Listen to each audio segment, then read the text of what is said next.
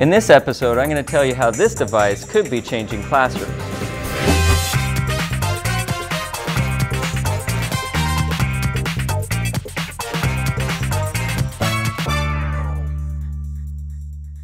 As a teacher, people are always telling me that I should use a tablet or an iPad or something in my classroom, which is cool, and I have done that. But those things just don't work well enough for me. Pick Android, pick Apple, it doesn't matter. They're just not enough for me. I teach high school, and having taught elementary, middle school, and junior high as well, I've always been looking for something that can do more of what I do, which is multitask. I'll have students walk up and ask me for grades, and in the middle of a presentation I want to show some media, and we'd be able to go back to my presentation, and it's just those devices just not quite up to that yet. Plus, it'd be nice to take everything with me that I have on my computer. Microsoft came by my school and they've asked us to demo their Surface Pro 2, and this is their tablet computer. So this is not a fair comparison to the iPad or an Android tablet at all. This is a full-blown computer, and just to see how it works in the classroom. And this is my review of this device and the amount of time in the couple weeks that I've had it. And I think, though, that it's important to first determine where I'm coming from as far as how I use technology in my classroom. So for that, we're going to go over to the workstation at the front of my class. Here's what I have. I have an Epson Brightlink 485i interactive projector, which works like a smartboard, but you don't need the board to go with it.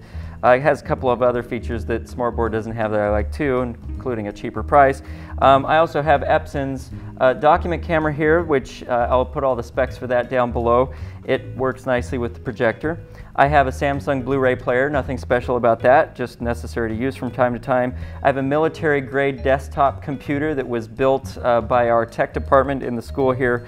I have a laptop, which is my own. It's 7 years old. It's the one I've been doing all of the videos and stuff on. I have a microphone, which is currently on my camera, but it is also used for when I flip classrooms and stuff like that. And I also have a Wacom pen and touchpad that I use when I am flipping classrooms and giving lectures and I'm writing on my computer. And last but not least, I have an Extron system in this unit here. And Extron is basically the brain for this whole center that coordinates, and I can control all of these devices with just one control panel. And it also has a sound system in it too. So I can pretty much do anything imaginable in this classroom. And for the hefty price of around $10,000.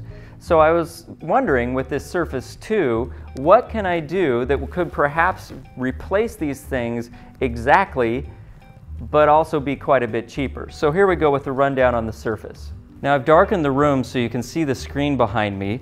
Microsoft, when they delivered the Surface Pro to me, they also delivered a Screen Beam Pro, which is a device that uses Wi-Fi signals to act as a second monitor to pretty much anything. So I could even use this with my phone if I wanted to, which is kind of nice. And I think they're about 60 bucks, $50, $60, something like that.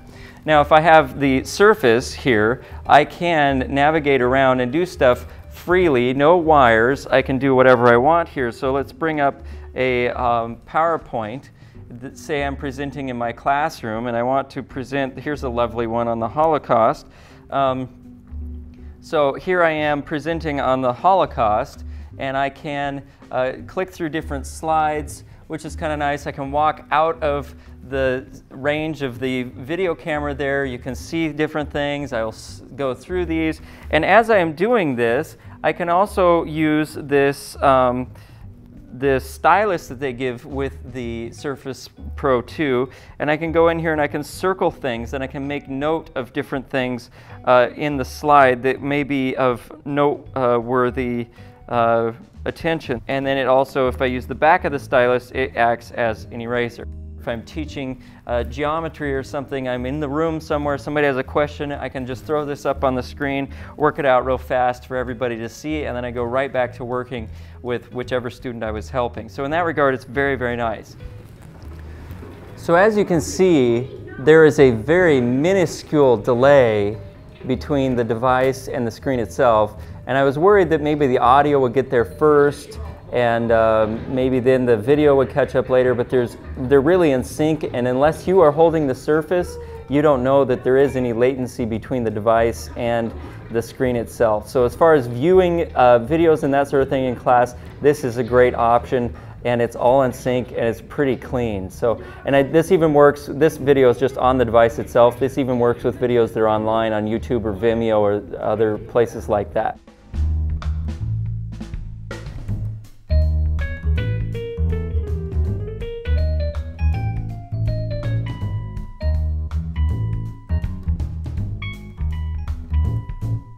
So what do I think about this little computer? Honestly, I'm pretty impressed. I think it's the dark horse on the market right now, especially for education. For me as an educator, I cannot afford to be brand loyal. I know there's a lot of people who really like Apple devices, and I like them too. They're pretty, they're nice, and so on.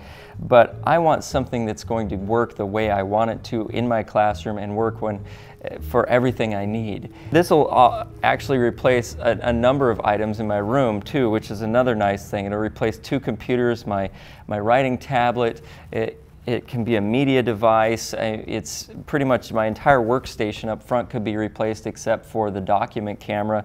Honestly, I think I might grieve a little bit when I return this demo unit to Microsoft and may, in the future, at some point, consider getting one to teach from. So that's the episode this week. If you're interested in all the techie geek stuff, I'll post all of the specs for the devices that I've listed today in this video below. You can browse through all of that stuff and see if this works for you. If you're an educator who uses a Surface or uses another type of tablet computer in your classroom, I'd appreciate your feedback, and that I don't have one right now, and I'm curious how people use these and what you think of them. So have a good one, and I'll see you next time.